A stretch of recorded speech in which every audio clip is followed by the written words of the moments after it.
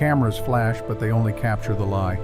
They see Marcus Thornhill, the billionaire king of New York, standing beside his wife To another Victoria at successful the year. American Museum of Natural Cheers. History gala, the picture of American power and old I know money this grace. is hard.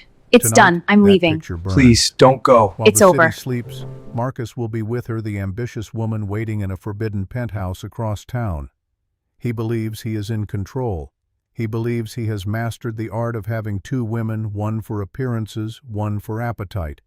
What he doesn't know is that by sunrise the king will be a pawn, his empire will crack open, and the only thing waiting for him at home will be the end he never saw coming. The ballroom suffocates under crystal chandeliers and the cloying perfume of inherited wealth mixed with desperate ambition. Marcus Thornhill. 52 years old, and every inch the Titan catches his reflection in 1,000 champagne flutes and feels the familiar tightness in his chest, not anxiety, boredom. The profound, crushing ennui that only a man who has conquered everything can truly understand. He built Thornhill Global Logistics from his father's modest freight company into an $8 billion empire, a name whispered on trading floors and boardrooms from Wall Street to Silicon Valley. His suit, custom-tailored by his personal tailor on Fifth Avenue, feels less like clothing and more like armor he's worn too long. A city councilman materializes at his elbow, breath reeking of aged scotch and political favors. Marcus. Magnificent evening. The new museum wing stands as a testament to your generosity. Marcus nods the practiced motion of a man who perfected the art of appearing interested 2 decades ago. The new wing was a tax strategy his accountant suggested, a public relations play his team orchestrated while he slept. He hasn't seen the architectural renderings, doesn't know what art hangs inside, couldn't summon the energy to care. His gaze drifts across the crowd and snags on his wife. Victoria Thornhill stands near the silent auction tables in a column of dove-gray silk that makes her nearly invisible against the pale walls.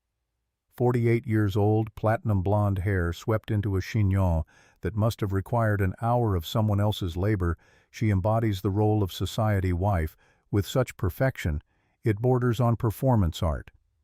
She's discussing something with the wife of a Connecticut senator, her expression one of polite, engaged interest that Marcus knows is as authentic as the smile he's wearing. Victoria is beautiful, the way a marble statue is beautiful, cold, flawless, and utterly untouchable. They haven't truly touched skin-to-skin souls meeting even for a moment in years, longer than he can remember.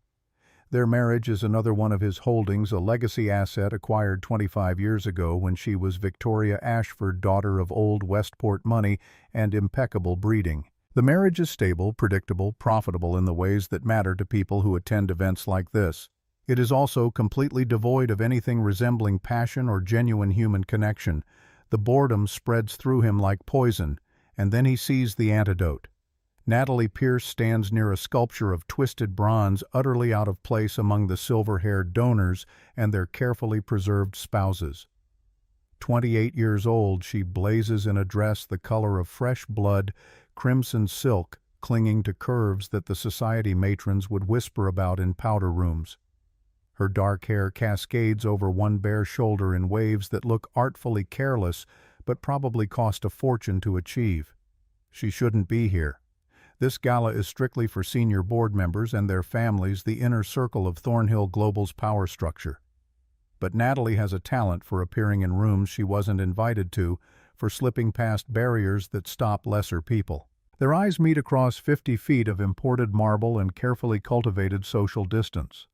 The jolt that runs through him is physical, electric, the first real sensation he's felt in months.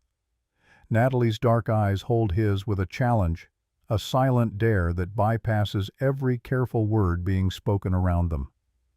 She doesn't smile. She simply looks, her gaze traveling down the length of his body with slow, deliberate appraisal before returning to his face. A tiny curve touches her full red lips, barely there, impossible to miss. She knows. He knows. The itch becomes a roar. His phone vibrates against his chest, the buzz a heartbeat out of sync with his own. He doesn't need to look. The message will be from her, something brief and loaded with promise. He excuses himself from the councilman mid-sentence, the man's voice fading into the background noise of string quartets and polite laughter. Marcus navigates the crowd like a shark, cutting through lukewarm water instinct, guiding him to his wife. Victoria's conversation with the senator's wife pauses as he approaches. He leans in, pressing his lips to her cheek.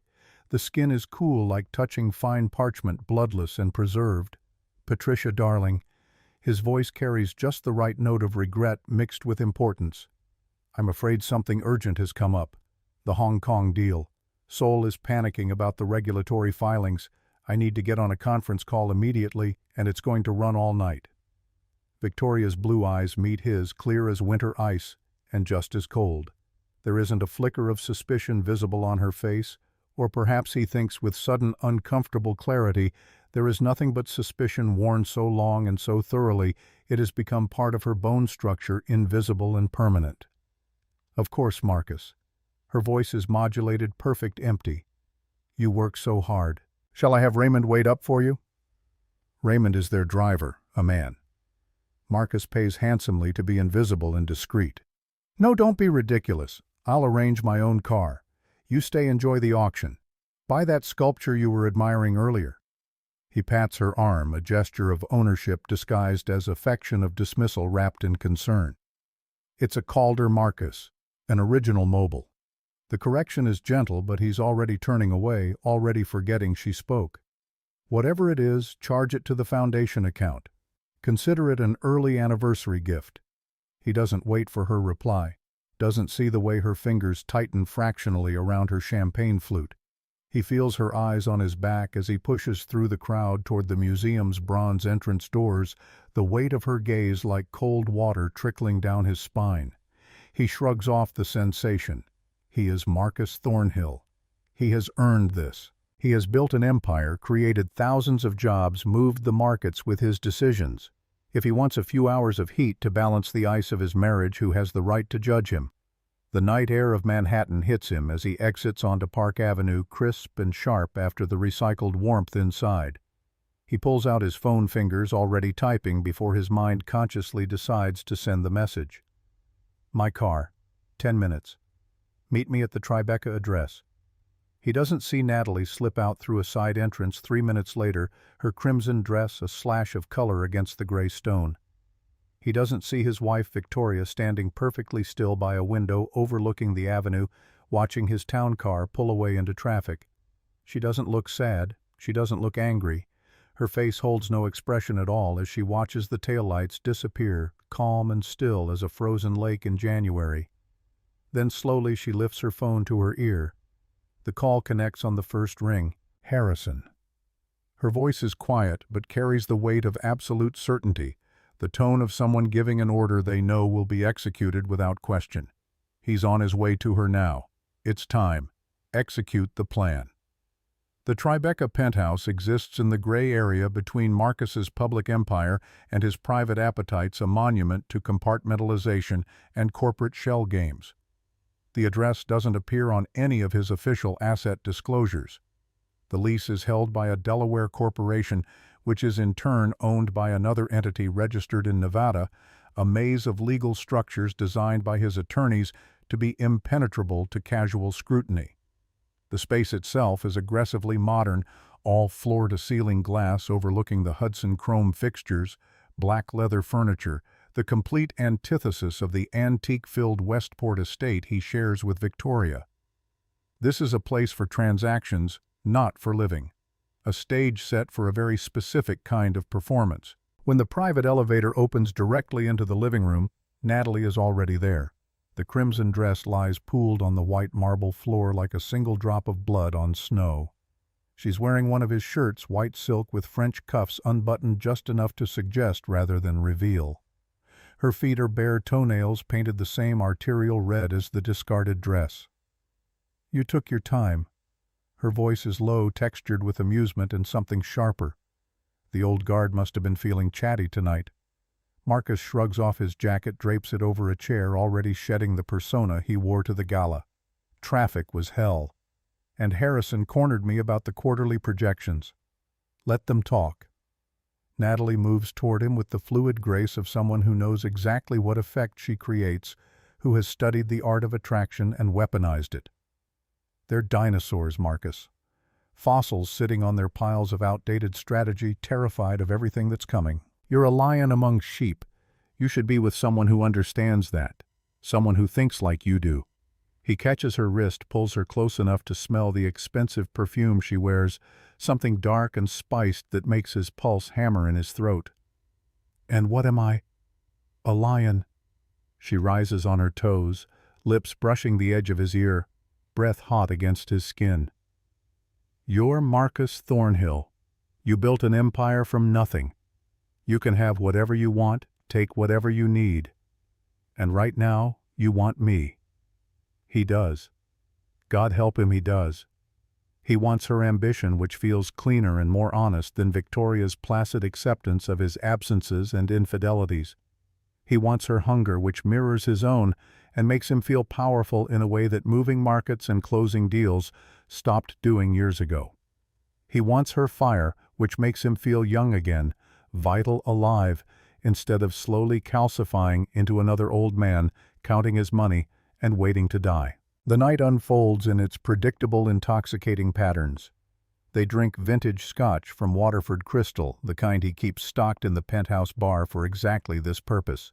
They talk about her career, her vision for Thornhill Global's marketing strategy, ideas that are really just his own concepts from 5 years ago, repackaged with fresh language and presented with her dazzling smile. He knows this. He doesn't care.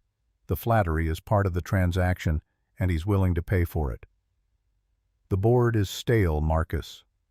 Natalie curls on the black leather sofa legs tucked beneath her, the shirt riding up her thighs. Harrison Mitchell Reynolds. They're relics from another era. They don't understand the new market dynamics, the shift toward integrated logistics platforms and real-time supply chain optimization. I understand it. We understand it together. This is their game, the dance they perform. She isn't just a mistress warming his bed. She's a corporate raider in training a woman who wants the keys to the kingdom, not just access to the king. She doesn't only want his body, she wants his passwords, his board seat, his power. Patience, Bella. He uses the nickname deliberately, a small intimacy that costs him nothing and makes her eyes flash with pleasure. These things take time. You can't force a board transition without cause. Time is for people who are afraid. Her voice sharpens the ambition showing through the seduction like bone through skin. Victoria has had 25 years, Marcus. 25 years. What has she built with all that time? A reputation for arranging roses at charity luncheons, a seat on the opera board. It's pathetic. I could be your real partner. Side by side equals building something that matters. Imagine what we could accomplish together. He smiles, enjoys the naked hunger in her voice, the way she makes no effort to hide what she wants from him. It's refreshing after Victoria's careful neutrality, her polite distance. And what about Victoria? He's playing his part in their script, asking the question she's waiting for. Natalie scoffs, dismissive. It's only complicated because you let it be complicated. You're a billionaire, Marcus. Write her a check. Give her the Westport house and the foundation set her up with enough money to live out her days arranging flowers and attending gallery openings. She'd probably be relieved. She's been playing a role for so long she's forgotten how to be anything else. The thought has appeal, he has to admit. A clean break, a fresh start, him and Natalie as the new power couple, young enough to matter, hungry enough to keep winning.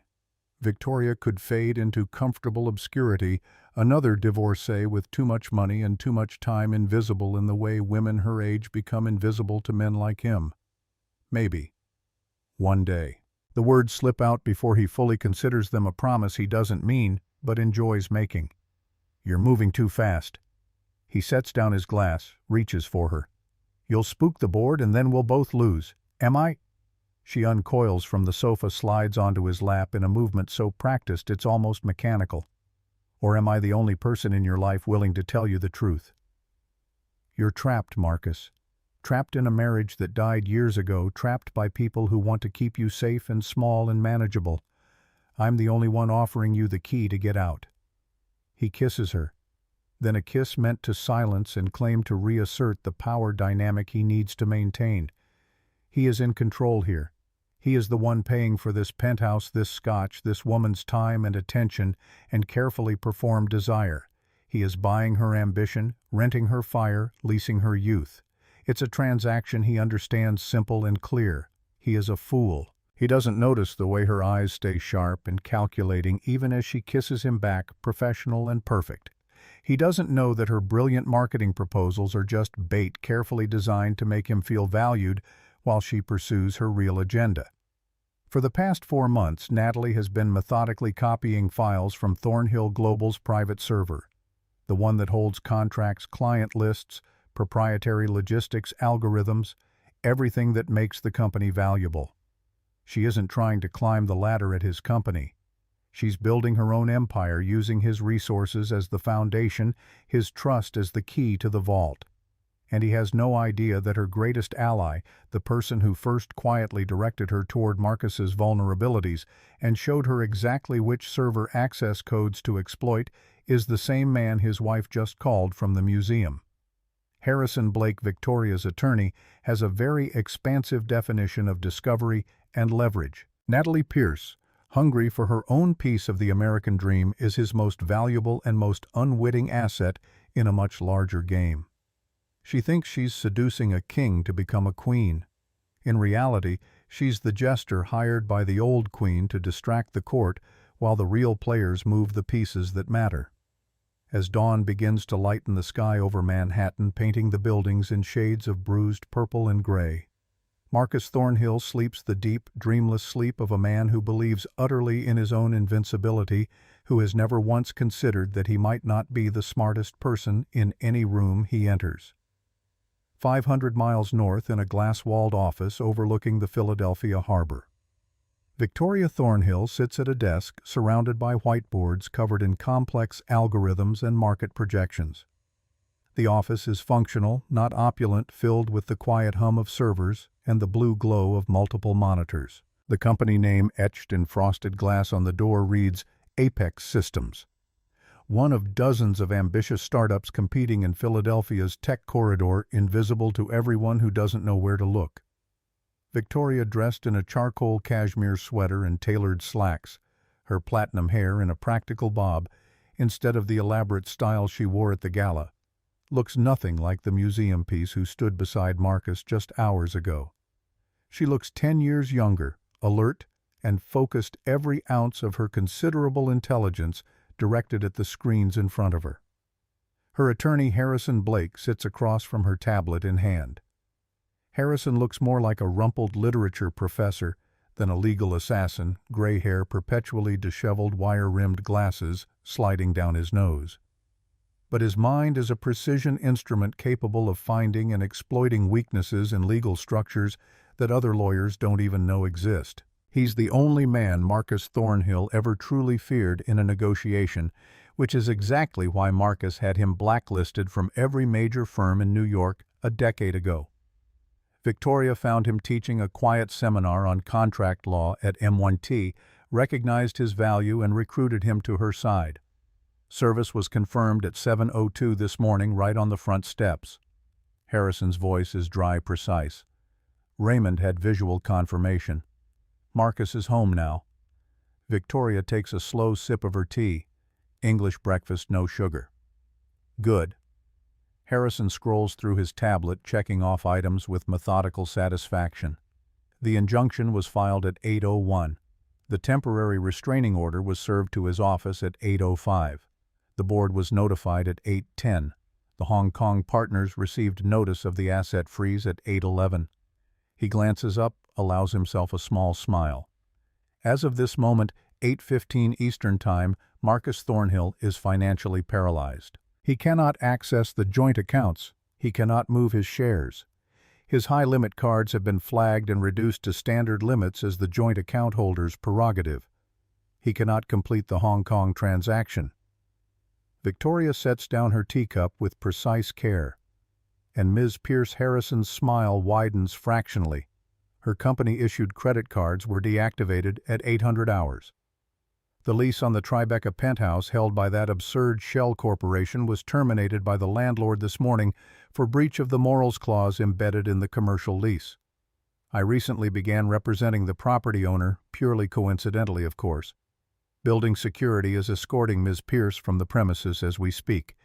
Victoria's expression remains neutral, controlled. She feels no pity for Natalie Pierce, no sisterhood or sympathy. The younger woman made her choices, pursued her ambitions, played the game, and lost. She served her purpose. Nothing more needs to be said about her. Harrison leans back regarding Victoria with something approaching admiration. I have to admit this is the most surgical corporate exfiltration I've ever witnessed. 9 months of planning. When did you know? When did it shift from enduring a bad marriage to planning his complete destruction? Victoria looks out the window at the gray Philadelphia morning, the harbor stretching cold and vast toward the horizon. It wasn't a plan at first. It was a realization, a moment of clarity. She tells him about Christmas dinner 9 months ago, the night that changed everything. Not another affair. Marcus had always had affairs, an endless parade of younger women, flight attendants and associates and whoever else caught his attention that week. She had made her peace with that reality years ago, understood it as the price of the stability and resources her marriage provided. The affairs were just another line item in the cost-benefit analysis of being Mrs. Marcus Thornhill. But 9 months ago their son Ethan came home for Christmas. 26 years old, trying to build something meaningful with his life instead of just managing wealth he didn't earn. Ethan had started a small nonprofit in Philadelphia using his MIT computer science degree to build logistics platforms for food banks and disaster relief organizations. Real work that helped real people. He came to his father during Christmas dinner in front of Victoria and her sister and Ethan's girlfriend and asked for a bridge loan. $50,000. Not to buy a sports car or fund a vacation. To make payroll for the 5 people working with him to keep the lights on for another quarter while they pursued grant funding. Marcus laughed. Not a chuckle, not a dismissive brush-off, but actual laughter, loud and cruel, and designed to humiliate. He called Ethan a sentimental fool, said he was wasting his trust fund and his education on poverty tourism, playing at charity, while real men built real businesses. The words flayed Ethan in front of everyone, stripped away his dignity and his hope with surgical precision. Victoria watched her son's face crumble, saw the light go out of his eyes, and in that moment she saw Marcus clearly for the first time in 25 years. Not as her husband, not as a titan of industry, but as a blight, a destructive force that didn't build anything except his own ego.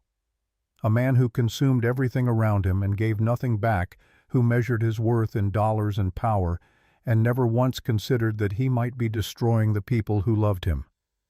That night, after everyone had gone to bed and the house was silent, Victoria opened a new laptop purchased with cash. She created a new bank account using the inheritance her grandmother had left her years ago. Money Marcus had always dismissed as pocket change barely worth acknowledging. She quietly re-enrolled in the computer science master's program she had abandoned 25 years earlier when she married him, finishing the degree online over the next 7 months. She hadn't just been planning garden parties and attending charity galas for the past 2 decades. She had been learning, observing, understanding the logistics industry from the inside while everyone assumed she was just decorative.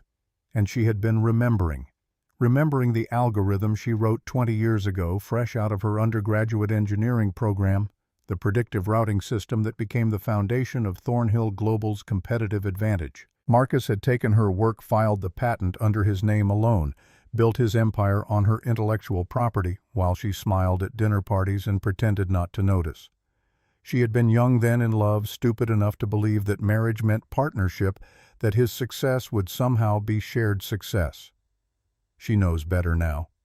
Apex Systems Incorporated 6 months ago, funded by her grandmother's inheritance and strategic investments from venture capitalists, Harrison introduced her to people who saw the potential in her revolutionary logistics AI.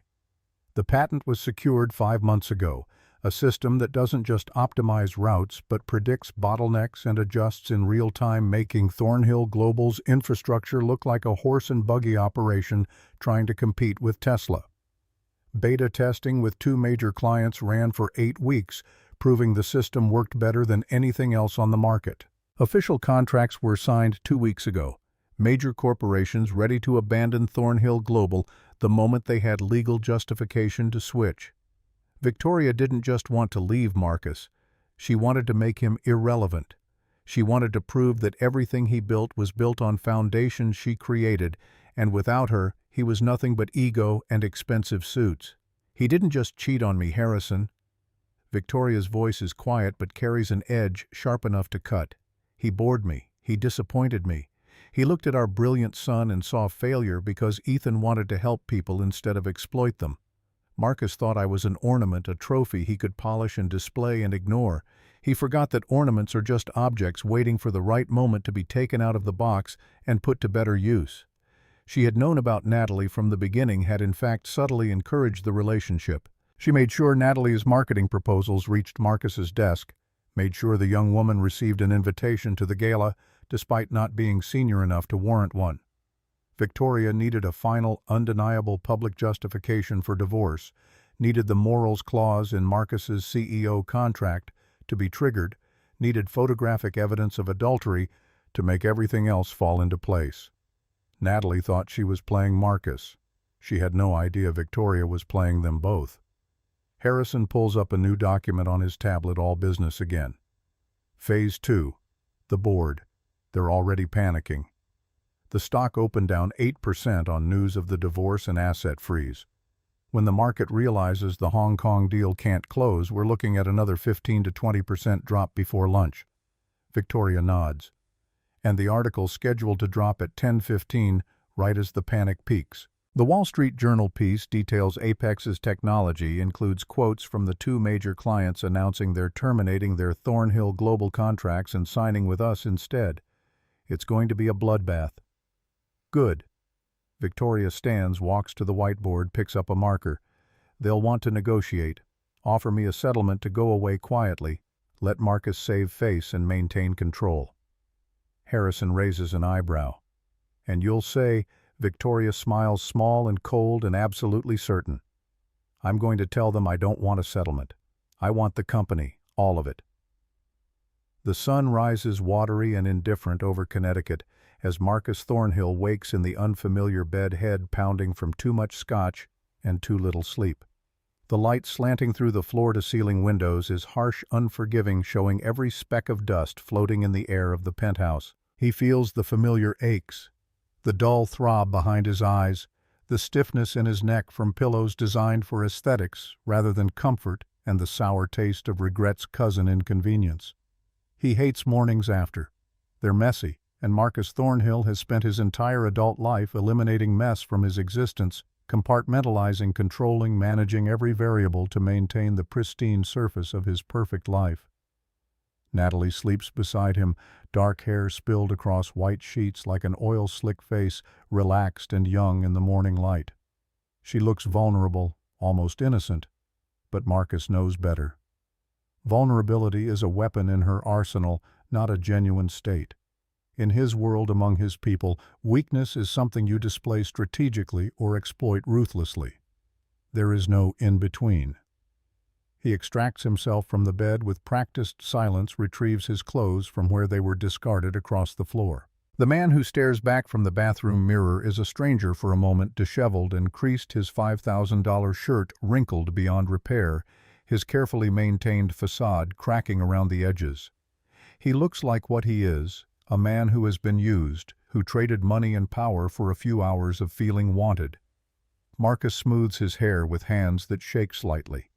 Buttons his cuffs, reconstructs the armor of Marcus Thornhill, titan of industry, over the weakness of Marcus Thornhill. Aging man, desperate to feel young again. He doesn't leave a note for Natalie. He doesn't kiss her goodbye. The transaction is complete. The account is settled. Time to return to the other life, the other performance. The ride back to Westport is one he has made 100 times or more, a grim pilgrimage from sin to sanctuary, from the chaos of Manhattan to the manicured perfection of Connecticut's Gold Coast.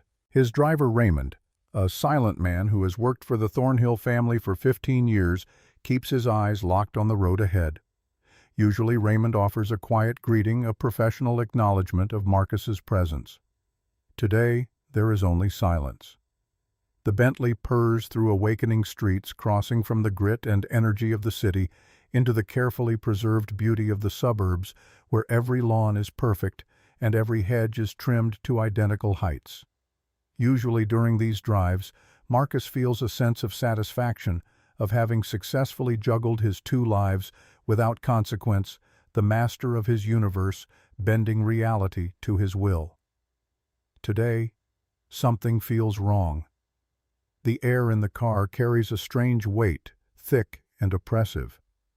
Raymond's silence isn't the comfortable quiet of professional discretion. It's something else, something deliberate. As they turn onto the long, tree-lined drive leading to his estate, Marcus feels unease coiling in his gut. Too quiet. By 7 in the morning, the grounds should be active with staff. Gardeners tending the heritage roses Victoria cultivated with obsessive care. Housekeepers preparing breakfast. Security making their rounds. Today there is nothing but silence and stillness, the grounds abandoned. The gravel crunches under the tires, the sound unnaturally loud in the dead air. The house itself, a formidable Georgian mansion that has stood on Victoria's family land for over a century, looks asleep, or abandoned. No lights in the windows, no movement, no signs of life. Raymond, what the hell is going on? Marcus hears the edge in his own voice, sharp and defensive. Raymond brings the car to a stop at the grand portico, turns to meet Marcus's eyes in the rearview mirror for the first time all morning. His expression is professionally blank, giving nothing away. Mrs. Thornhill gave the entire household staff the week off, sir. Effective yesterday evening. What? Why wasn't I informed? She indicated you were aware of the decision, sir, for the spring cleaning. Raymond says the words spring cleaning the way someone else might say funeral arrangements, flat and final. Marcus feels his chest tighten, confusion mixing with the first threads of real alarm. Spring cleaning. We've never dismissed the entire staff. Ever. What the hell is she thinking? Raymond exits the vehicle, walks around to open Marcus's door with his usual efficiency. He stands there in his perfect driver's uniform waiting. Mrs. Thornhill arranged for my final payment personally, sir, along with a very generous severance package. Retirement bonus, health insurance continuation, the works. She was quite thoughtful about it. Severance. Marcus's voice rises despite his effort to maintain control. Retirement. You're not retiring, Raymond. I didn't authorize any of this. Raymond meets his gaze directly, no longer employee to employer, but man to man. Nevertheless, sir, it's done. I wanted to thank you for 15 years of employment. It's been a privilege. He doesn't wait for a response. Doesn't linger for the tip Marcus would normally provide. Raymond simply walks to a modest sedan parked near the service entrance, gets in and drives away down the long driveway without looking back once. Marcus stands alone on the portico, still wearing yesterday's ruined suit, feeling the morning cold seep through the fabric. He realizes with a shock that startles him that he doesn't have his overcoat. He left it at the penthouse draped over Natalie's sofa, another small piece of his carefully constructed life left behind in the wrong place. Cursing under his breath, Marcus fumbles for his keys, finds them buried in his pocket beneath his phone and wallet. He never uses his keys. The door is always opened for him by Raymond or the household staff. One of 1,000 small services he has taken for granted for so long he forgot they were services at all. The lock turns with a mechanical click that sounds too loud. Marcus lets himself into the grand foyer, and the silence that greets him is absolute. The air is cold, the heating system is off. The house feels hollow, emptied of everything that made it a home rather than just an expensive collection of rooms. Victoria. His voice echoes off marble floors and soaring ceilings swallowed by the vast emptiness. Nothing. No response, no footsteps, no sign that anyone has been here for hours. Marcus moves through the ground floor, each step increasing his sense of wrongness, of fundamental displacement. The grand drawing room stops him cold. The walls are bare. The Monet that Victoria spent months tracking down through auction houses and private sales, the 2 Rothko canvases she called her quiet rebellion, the valuable Alexander Calder mobile that hung in the center of the room. All of it is gone. Empty spaces and hanging wires mark where art once lived, scars on the perfect walls. Victoria. He's shouting now, real panic threading through his voice, turning it harsh and desperate. He storms through the rest of the ground floor. The kitchen is empty, cabinets bare, the commercial-grade appliances gleaming and unused. The pantry that normally holds enough food to feed an army has been cleared out completely.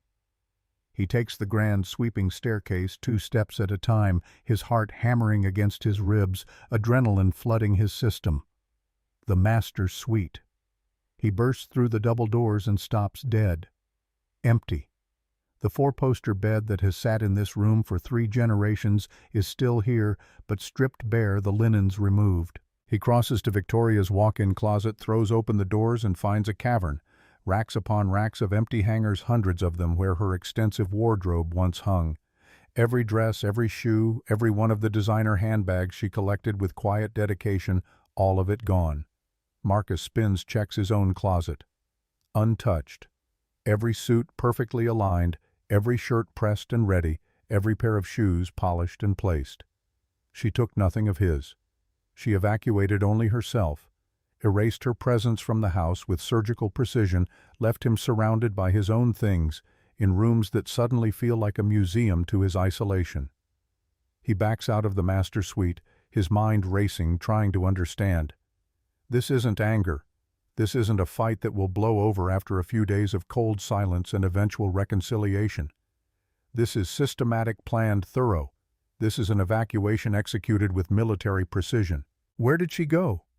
Her sister in Philadelphia, her mother's place in Charleston. How did she move all of this? The logistics alone would have required weeks of planning coordination, a level of organization that defies everything he thought he knew about his wife. He walks slowly back down the stairs, one hand on the banister to steady himself, and moves toward his study. This room at least should be untouched. His sanctuary, the one space in the house that belongs entirely to him, filled with dark mahogany and green leather, the smell of old books and aged scotch and success. He pushes open the door and everything is exactly as it should be. His awards and citations cover the walls, proof of his achievements and status. The crystal decanters on the sidebar are full. His massive desk sits in the center of the room, commanding and imposing the throne from which he has ruled his empire for 2 decades. On the perfect, polished mahogany surface, placed in the exact center with deliberate care, sits a single, thick, cream-colored envelope. Marcus recognizes the stationery immediately.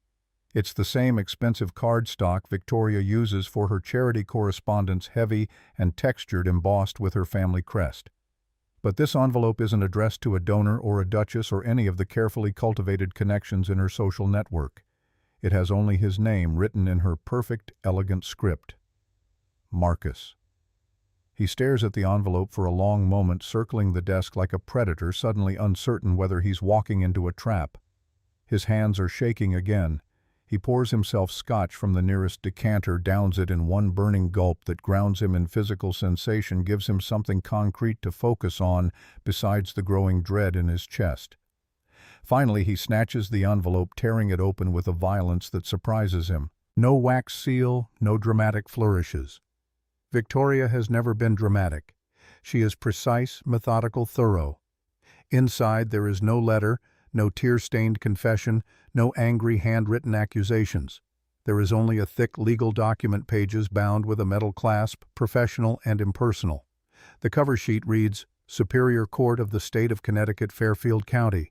Case number FSTCV-25608. Thornhill, Victoria A. Plaintiff versus Thornhill, Marcus P. Defendant. Petition for dissolution of marriage. Marcus reads the words 3 times, but his brain refuses to process their meaning. Dissolution of marriage. Not divorce, not separation, but dissolution. Erasure. The complete legal termination of their union, clinical and sterile and absolutely final.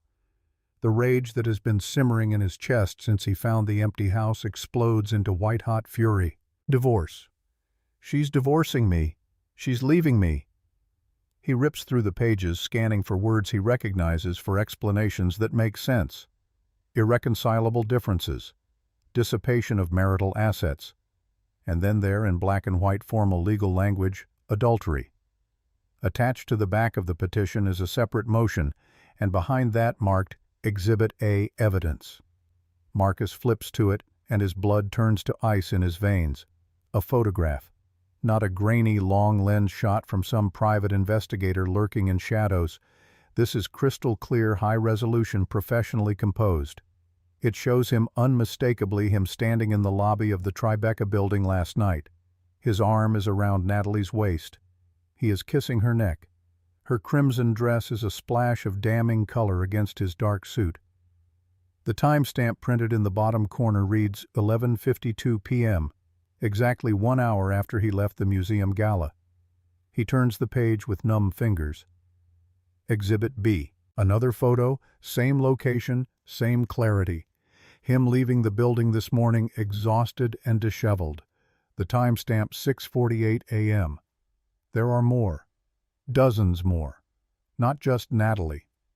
Ashley, the flight attendant he spent a weekend with in San Diego last year, caught on camera on the hotel balcony at the Del Mar Resort. Jessica, the wife of his Dallas banker, getting into a cab with him in the Highland Park neighborhood. Every affair, every indiscretion, every moment he thought was private and secret, documented with dates and times and locations, a comprehensive portfolio of his sins laid out like evidence at a trial. How? The word comes out as a whisper, inadequate and broken. How could she have known? How could she have proven any of this? Victoria doesn't hire private investigators. She doesn't plot revenge. She is the gentle, naive wife who plans garden parties and attends opera board meetings. She doesn't understand this world of surveillance and evidence gathering. She doesn't know how to fight this way, except she clearly does, and she clearly has. Marcus scrambles for his phone, punches in the number for Douglas Kent, his personal attorney, the most ruthless and expensive legal mind in New York. Douglas will handle this. Douglas will crush her turn, this around make it go away. The call goes straight to voicemail. The message that plays is Douglas's voice, but the words are wrong, all wrong. This is Douglas Kent. I am currently unavailable. If this is a personal matter, please hang up and do not leave a message. If this is a professional matter regarding the Thornhill Global Board transition, all inquiries are now being directed to the office of Harrison Blake. Thank you. Marcus drops the phone, hears it clatter on the mahogany desk. Board transition. Harrison Blake. What the hell is happening? He tries his office next. His assistant Lauren picks up on the second ring, but her voice is high and strained, trembling with barely suppressed panic. Mr. Thornhill, sir, I don't know what to tell you. The board called an emergency meeting an hour ago. They're in session now. It's about the morals clause in your employment contract. And the injunction. Sir, they received copies of everything. The photos, the divorce filing, all of it. Marcus's world tilts on its axis. The morals clause. That standard boilerplate language in executive contracts, meaningless legal theater designed to make shareholders feel protected. It's never actually enforced. It can't be enforced just for having affairs. Half the CEOs in America would be fired tomorrow if adultery alone violated their contracts. The morals clause is nothing. It doesn't matter. Lauren's voice cracks slightly. It matters when it's paired with the asset freeze, sir, and the misappropriation allegations. They're saying you used company resources for personal matters. The Tribeca penthouse lease, it went through a Thornhill Global subsidiary. They're here now, sir. Security is boxing up your office. I have to go. The line goes dead. Marcus stares at the phone in his hand, then back at the stack of legal documents on his desk. He missed something. He was so focused on the divorce petition and the photographs that he didn't read carefully. He flips back through the pages with frantic urgency. There. Not just a petition for dissolution of marriage, a temporary restraining order and emergency motion to freeze assets pending full forensic audit. The language is dense and technical, but the meaning is clear enough. Prevent the defendant Marcus P. Thornhill from hiding, transferring, or leveraging community property pending equitable distribution. Hiding, transferring, or leveraging. The words repeat in his mind like a death knell. The Hong Kong deal. The $2 billion acquisition he used as his excuse last night to abandon the gala, the transaction he has spent 6 months structuring and negotiating. The deal requires him to pledge his personal shares in Thornhill Global as collateral using marital property to guarantee the financing. The deal is set for final approval today, this morning, in approximately 2 hours. If his assets are frozen, if he cannot pledge those shares, the deal collapses. The Hong Kong partners will walk away. The stock will plummet on news of the failed transaction. His reputation will be shredded. The board will panic. This isn't a divorce. This is a corporate assassination executed with precision timing and perfect knowledge of his vulnerabilities, every piece moving into place at exactly the right moment to cause maximum destruction. He looks at the divorce petition again, at the photographs of him with Natalie, the careless, smug expression on his own face as he kissed her neck, believing he was untouchable, believing he had earned the right to take whatever he wanted without consequence. Victoria Ashford Thornhill. The woman who arranged flowers and sat silently at dinner parties, the woman he dismissed as a museum piece, decorative and harmless, and utterly without power. She didn't just leave him. She didn't just file for divorce. She set a bomb under his entire existence, placed every charge with perfect precision, and waited until he was in exactly the right position before detonating everything at once. The silence of the house is no longer just absence. It is the vacuum left by an explosion, the hollow space where his life used to be. Marcus Thornhill, master of the universe, king of his domain, stands alone in his study, surrounded by his awards and his accomplishments and his expensive possessions, and realizes with crystalline, terrible clarity that he is standing at ground zero of his own destruction. The bomb has detonated, and he never even heard the timer counting down. Victoria Thornhill's office in Philadelphia holds none of the gilded excess of her Westport life. The space is ruthlessly functional whiteboards covering 2 walls with equations and logistics flowcharts, server racks humming quietly in the corner, 6 monitors displaying real-time data streams from ports and distribution hubs across the eastern seaboard. The company name on the frosted glass door, Apex Systems, means nothing to most people. To the 24 employees working in the converted warehouse space below it, means the future of American logistics. To Victoria, it means freedom purchased with patience and planning. Harrison Blake sits across from her now, reviewing his tablet, with the satisfaction of a chess master watching an opponent realize they're in checkmate. The asset freeze executed perfectly. Joint accounts locked as of 800 hours. His ability to pledge shares for the Hong Kong transaction blocked by court order. High limit cards reduced to standard consumer limits through your authority as joint account holder. As of 8:15 this morning, Marcus Thornhill cannot complete any significant financial transaction without judicial approval. Victoria drinks her tea, the ritual grounding her in the present moment. The surge of victory she expected doesn't come. Instead, there's only calm certainty, the feeling of a machine operating exactly as designed. What about the penthouse? Harrison allows himself a thin smile. Ms. Pierce discovered this morning that her company-issued credit cards no longer function. The Tribeca lease was terminated at 7:30 by the building owner, who retained my firm last week to review their commercial agreements. Turns out the morals clause in the lease was violated when tenant used the premises for purposes inconsistent with building standards. Security escorted her out at 8:20. She's currently at a midtown hotel attempting to charge the room to cards that are already maxed out. She served her purpose. Victoria's voice carries no malice, just statement of fact. Natalie Pierce was a tool, nothing more complicated than a wrench or a lever useful for a specific application and then set aside. Harrison leans back, studying Victoria with open curiosity. 9 months. You executed this in 9 months from conception to completion. When did you know? What was the moment it stopped being endurance and became war? Victoria looks past him to the harbor beyond the windows, gray water stretching toward the Atlantic. It wasn't the affairs. That reality had settled into the foundation of their marriage years ago, just another structural compromise she made to maintain stability. Marcus needed to feel powerful, needed young women to reflect back an image of himself that had stopped being true. She could live with that. She had lived with that. The moment came 9 months ago at Christmas dinner. Their son Ethan had come home from his nonprofit work in Philadelphia, 26 years old, and trying to build something meaningful instead of just managing inherited wealth. Ethan needed $50,000, not for luxury or indulgence, but to make payroll for his small team to keep their logistics platform for food banks running while they pursued grant funding.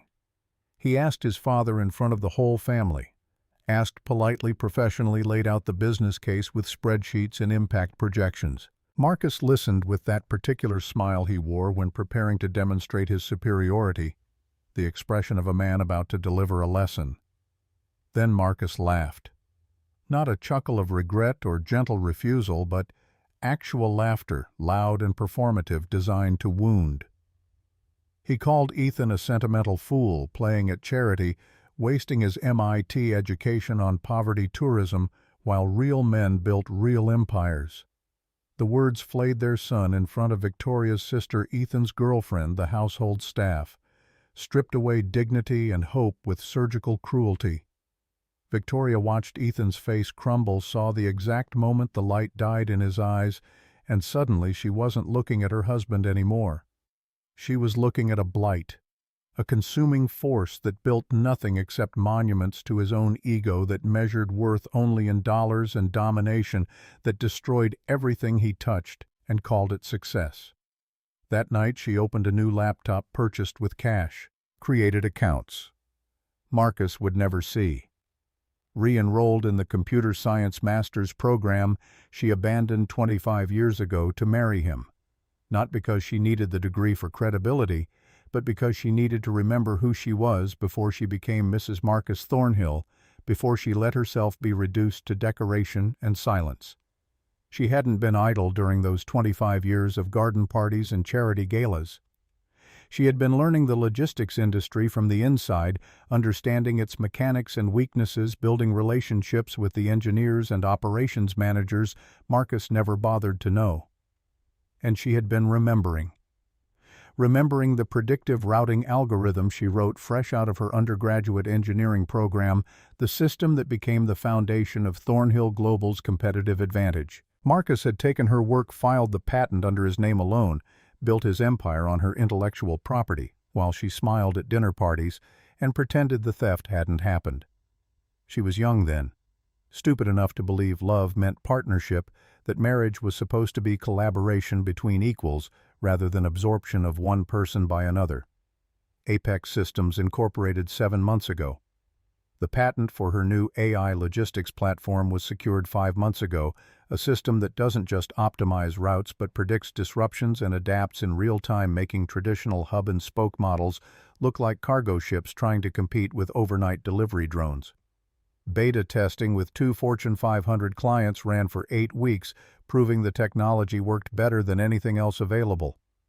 Official contracts were signed 2 weeks ago, major corporations ready to abandon Thornhill Global the moment they had legal justification. "He didn't just cheat on me, Harrison."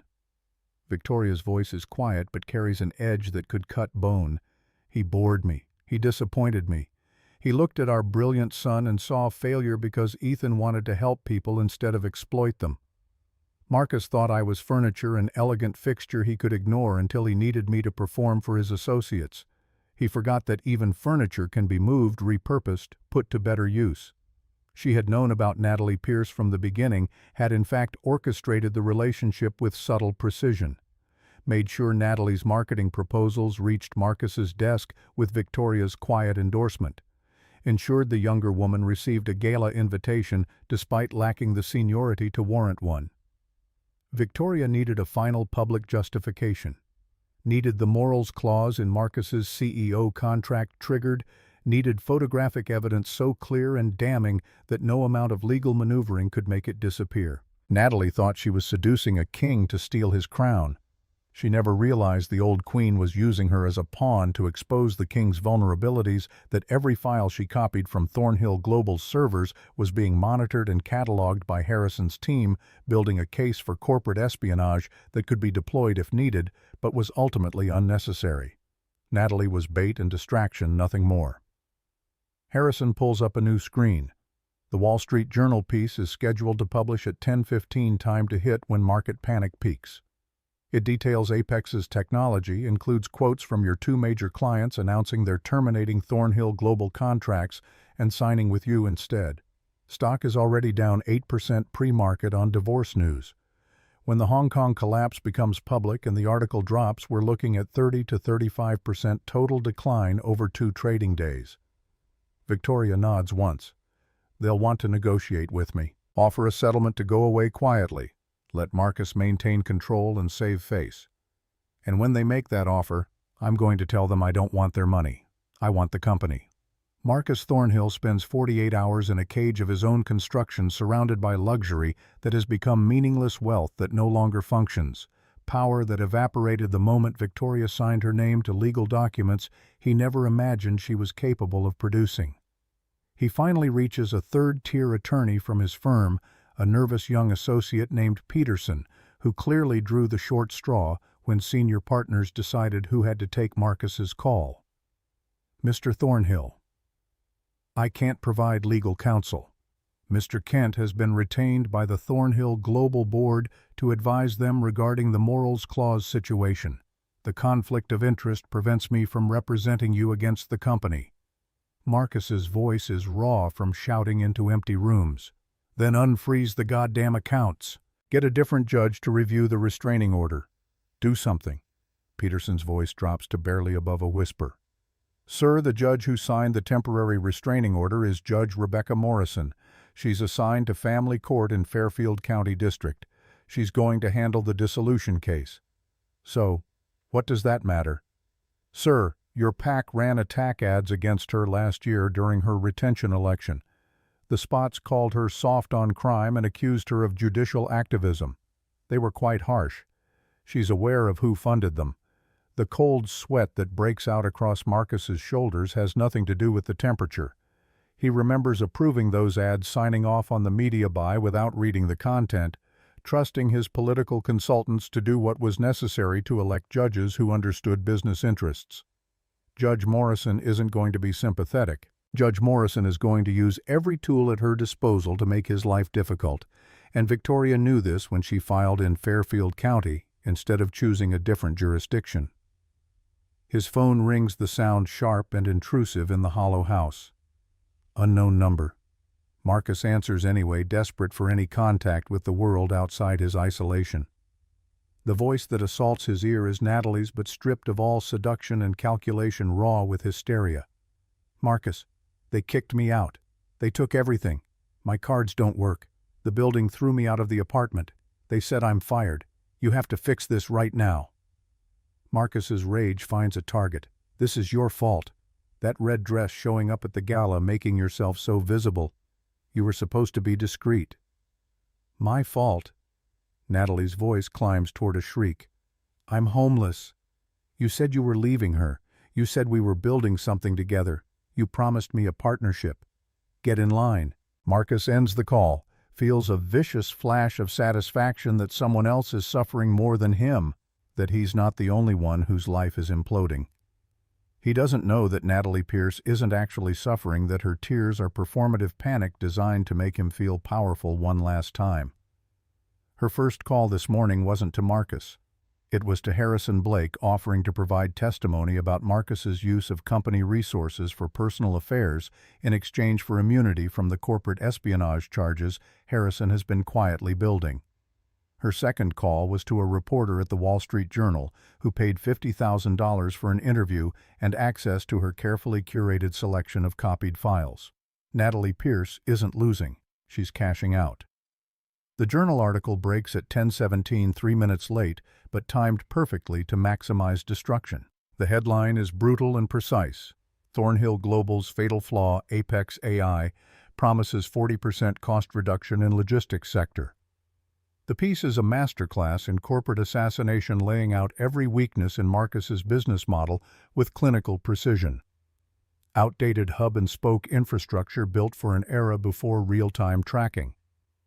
Bloated executive compensation packages that drain capital better spent on technology investment. Refusal to innovate despite clear market signals that the industry was evolving beyond traditional models. Then the article introduces the solution. Apex Systems, a Philadelphia-based startup founded by Victoria Ashford Thornhill, leverages advanced artificial intelligence to predict and prevent supply chain disruptions before they occur. The technology represents a fundamental leap beyond current logistics optimization systems. Two major clients are quoted. Companies Marcus personally courted and closed contracts he celebrated as victories. Both announced they are terminating their Thornhill global agreements and signing with Apex Systems, effective in 60 days pending transition planning. The stock, already bleeding from divorce news and whispers of the Hong Kong deal, collapse hemorrhages. Marcus watches on his laptop as the numbers turn red, dropping 8% in pre-market trading, then 12% when the market opens at 9:30. At 10:25 minutes after the journal article posts panic selling, drives the price down 18%. At 10:23, the New York Stock Exchange triggers a circuit breaker, halting trading in Thornhill Global stock for 15 minutes to prevent total freefall. When trading resumes at 10:38, the sell-off continues, though slightly moderated. By noon, when Hong Kong partners issue a terse statement that the acquisition deal is under review pending resolution of regulatory concerns, the stock closes down 25% from yesterday's open. $2 billion in market capitalization evaporated in a single morning.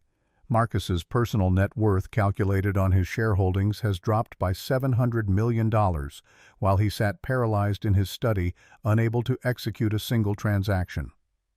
The board conference call happens at 2 in the afternoon. Marcus dials in from his desk, surrounded by empty decanters and crumpled legal documents, facing a screen filled with angry, terrified faces. Harrison's voice comes through. First, the board member Natalie had wanted replaced, now leading the charge. "Marcus, what is this? Who is this woman? This Apex Systems?" Marcus's voice sounds like gravel, abraded by hours of shouting and drinking. "It's my wife. It's Victoria. It's nothing, just a vanity project she started. A hobby. A hobby."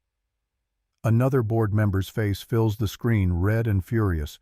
"Her hobby just cost us $4 billion in market cap. The Hong Kong deal is dead. Our lenders are calling in credit lines. We're facing a liquidity crisis. I'll fix it." Marcus hears the desperation in his own voice, hates it. "I'll file a countersuit. I'll negotiate with the Hong Kong partners. I'll stabilize the stock. You'll do nothing." The new voice cuts through the chaos, calm and measured and absolutely authoritative.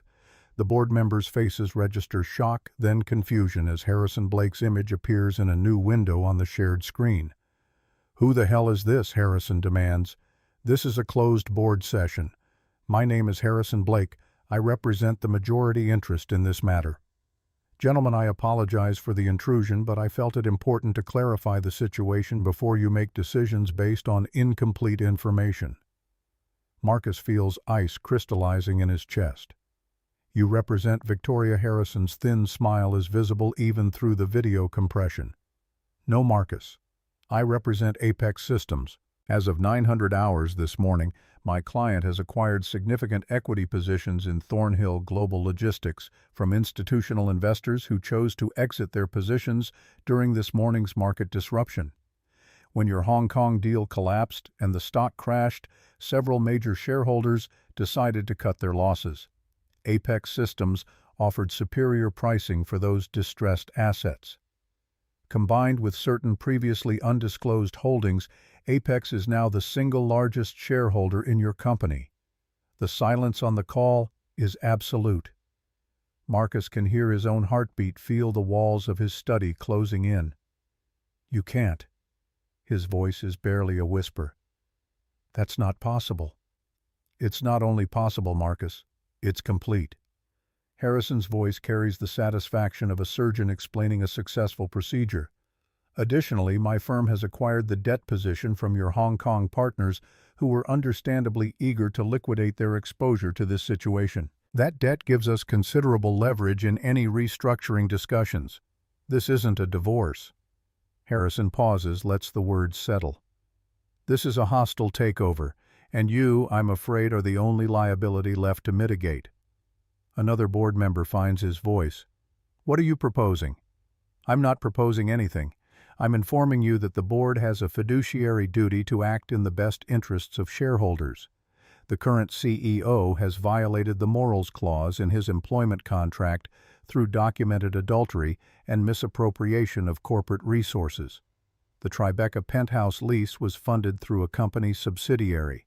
Ms. Pierce was issued a corporate credit card despite not being an employee.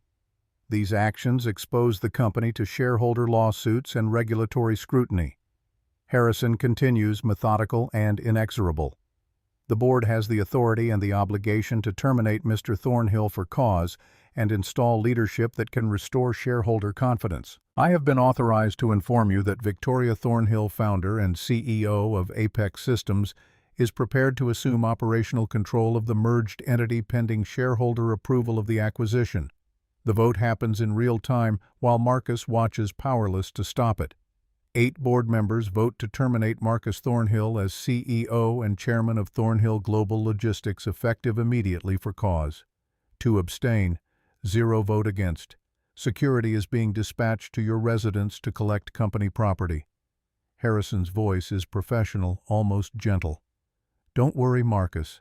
Victoria has ensured you won't be left destitute. You'll retain the Westport estate and your foundation commitments. Everything else transfers to the new organizational structure. The call ends.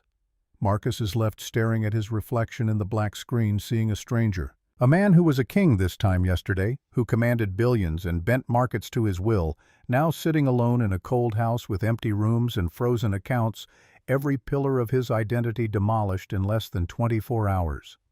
6 months pass in a blur of legal proceedings and desperate maneuvering that accomplish nothing except draining Marcus's remaining liquidity. His days blur into sameness, waking in rooms that feel like museums of his failure, eating meals he prepares himself with hands that shake, watching from the margins as Victoria transforms Thornhill Global into something he no longer recognizes. The press is savage. Natalie's interview paints him as a manipulative predator, her careful editing making her look like a victim instead of an opportunist. Former friends vanish, their assistants suddenly expert at screening calls. The social invitations stop. The deference he took for granted evaporates overnight. Today is the final signing, the legal ceremony that will formalize the merger of Apex Systems and Thornhill Global under Victoria's control, that will sever his last connection to the company bearing his family name. Security escorts him into the Thornhill Tower boardroom, a space he hasn't entered in months. The room is full. The board members he used to command look sheepish and relieved survivors of a shipwreck, grateful to reach shore. At the head of the table, in the leather chair he personally commissioned 10 years ago, sits Victoria. She's transformed. Not the woman from the museum gala, not the quiet wife from the Westport mansion. She's radiant in a tailored sapphire suit that speaks of authority and competence, her hair cut in a short modern style that frames her face. She's laughing at something Harrison Blake said, the sound bright and genuine, the laugh of someone who loves her work and the people around her. When she notices Marcus entering, the laughter doesn't die. Her smile doesn't falter. She simply nods a polite acknowledgement of his presence, the way she might greet a junior associate delivering coffee. "Marcus, thank you for coming. Please sit." She gestures to a chair at the far end of the table, the seat usually reserved for outside counsel or observers. Harrison slides papers across the polished surface. "This is the final transfer of authority. You'll be resigning your last remaining board seat, ceding all voting rights, and signing a comprehensive 5-year non-compete and non-disclosure agreement." Marcus's voice is a rusty croak, his throat tight. "A non-compete. What am I going to compete with? I have nothing left." Victoria's voice is smooth, professional, the tone of a CEO addressing a minor administrative matter. "It's a formality, Marcus.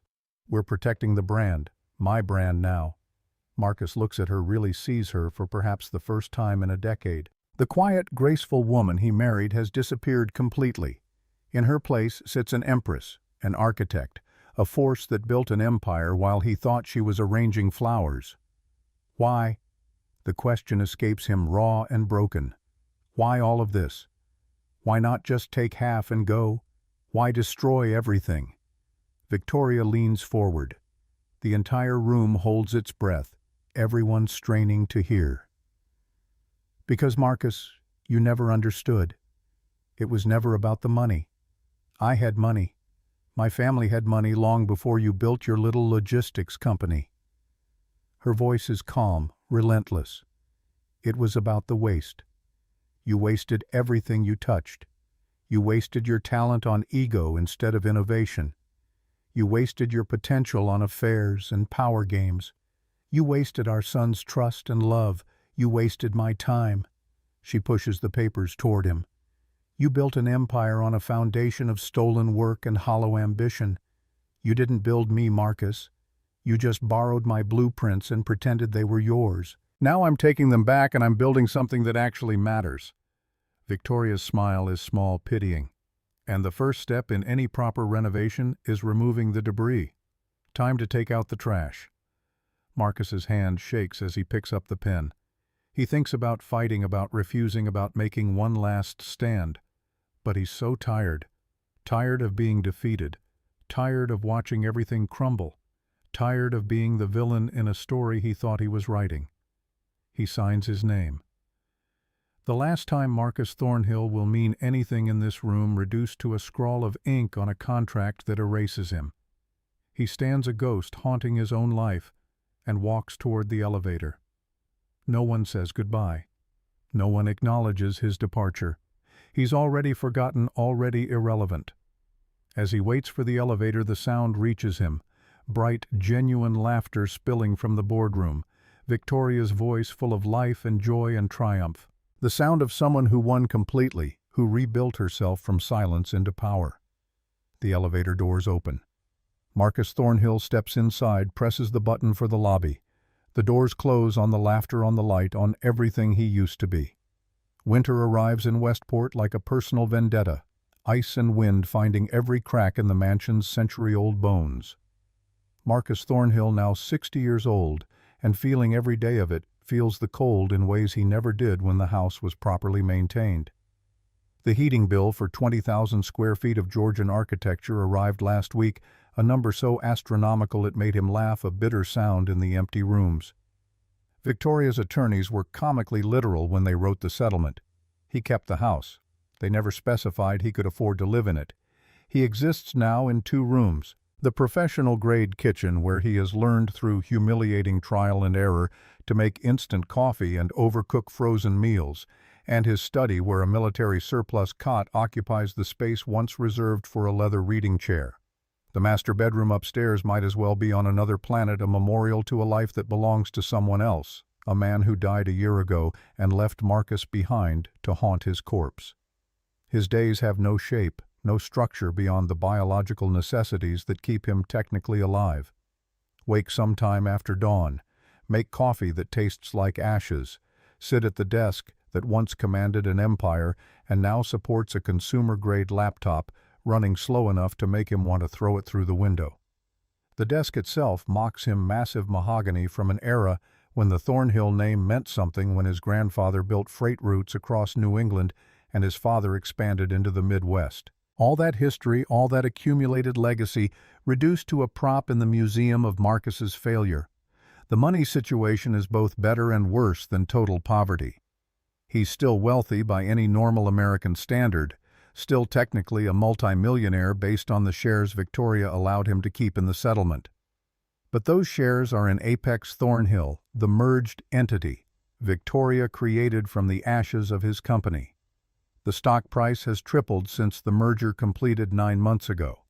Victoria's leadership and technological innovation transforming a struggling logistics firm into a darling of Wall Street analysts and venture capital newsletters. This is Victoria's final masterpiece of revenge, the cruelty so perfect it approaches art. Marcus's continued existence is funded by her success. Every grocery purchase, every utility bill, every tank of gas for the modest American sedan he bought after selling his collection of luxury vehicles, all of it comes from dividends on shares in a company where his ex-wife is CEO, where his name has been systematically erased from every wall and document and press release. To survive, he must watch her thrive. To eat, he must accept scraps from the table she built on his ruins. The black American Express card he carried for 20 years, the one with no preset spending limit that opened doors and bought deference, sits in a drawer upstairs with his cufflinks and the Patek Philippe watch he can no longer afford to insure.